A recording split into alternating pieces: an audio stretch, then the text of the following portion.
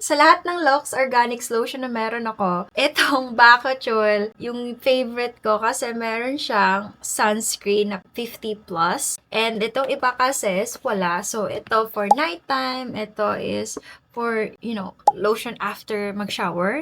This one is actually a sunscreen. So, if you go out or, exposed ka sa sun, then this sunscreen is actually for you. And ito yung kinaano sa kanya is actually meron siyang whitening. So, puputi ka ng, hindi naman OA na puti, pero makikita mo, yan siya. Ito yung skin ko ha.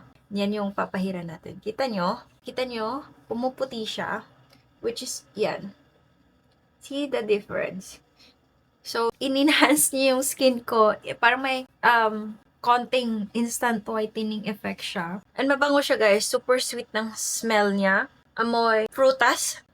Lychee. Lychee, yung parang pagka ganun, lychee. Kaya nung meron ako neto na lotion, bumili na ako ng dalawa. Bumili ako ng dalawa. Kasi pag nagta-travel ako, naisip ko, my God, yung mga lotion ko pala is hindi pala sunscreen. So kapag nagbe-beach or nasa labas ako, oh my God, exposed. Kaya ang ending, ginagamit kong sunscreen ko, yung pangmukha, ginamit ko sa katawan ko kasi wala akong protection. Like, ramdam mo kasi sa katawan mo, diba? Pag hindi ka nagsa-sunscreen, ramdam mo sa balat mo, manunood siya. So, yun yung nangyayari sa akin pag travel. Ang pango niya guys, amoy yun yung pango. Very lychee. And yeah, a top selling lotion.